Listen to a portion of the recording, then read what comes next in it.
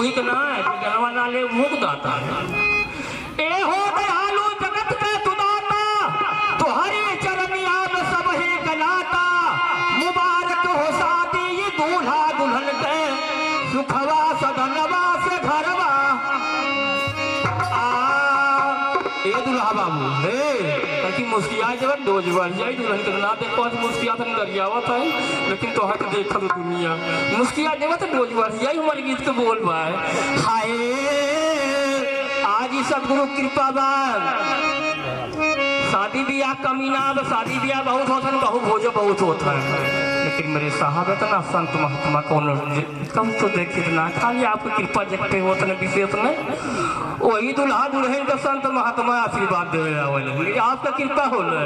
कहनाम बाब। हाय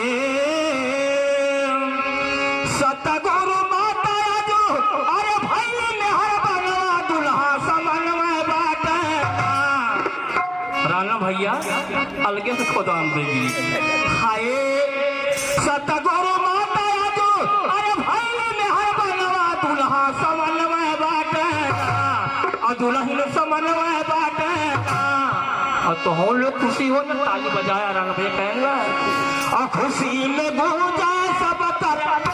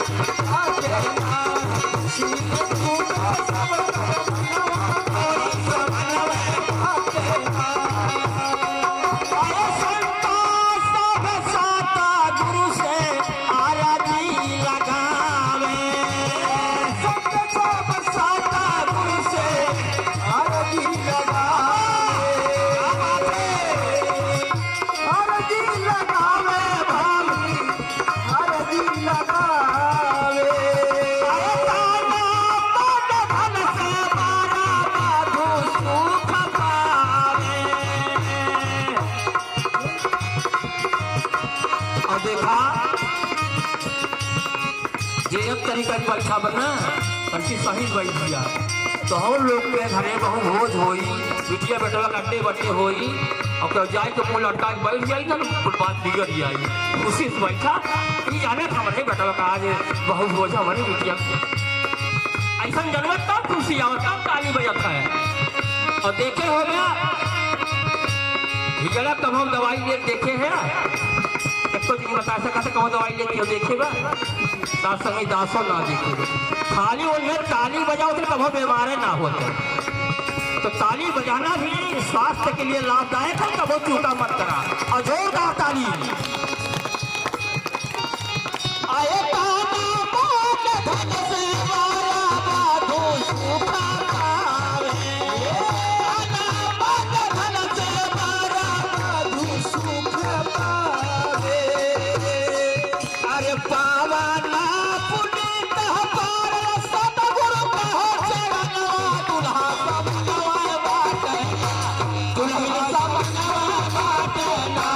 खुशी में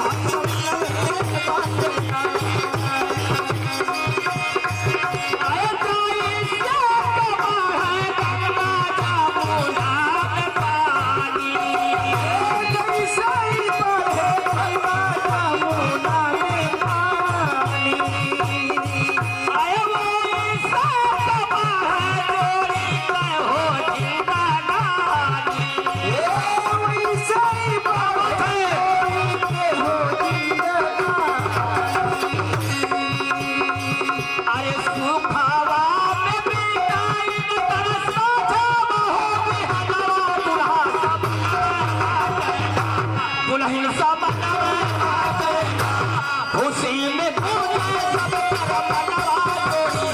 मनवा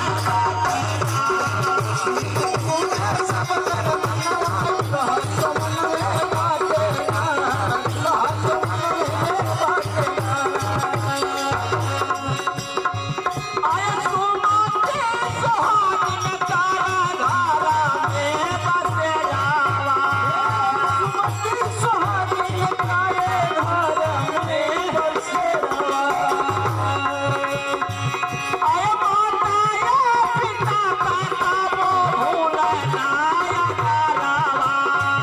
माता या पिता के काबो भूले नाया तारावा आए आना धन से भरना है ये गाते हो भवनवा दुल्हा सब बाटे बताएं सात संग जी यहू दुल्हा से मिलावे वाला यहाँ बैठा है ज्ञान पर चालक दुनिया छाड़ साथ छोड़ दे लेकिन ये दुल्हा जौन बा कि कबो साथ छोड़े वाला ना सात संग जी ज्ञान ले हो बा ये गुरु ब्रह्मसिया जी बैठा है एक महात्मा के घरे एक बुढ़िया माई घरे जनी पहुंचे ज्ञान प्रचारक राम लौटन साहब आजमगढ़ वाले पहुंचन कहन बुढ़िया माई का हालचाल कहन बचवा जाइए ताब तैसे आप कहन अरे ज्ञानवा ले पहले ज्ञानवा ले के बाद में कहन बचवा जाइए ताब तैसे आप कहन अरे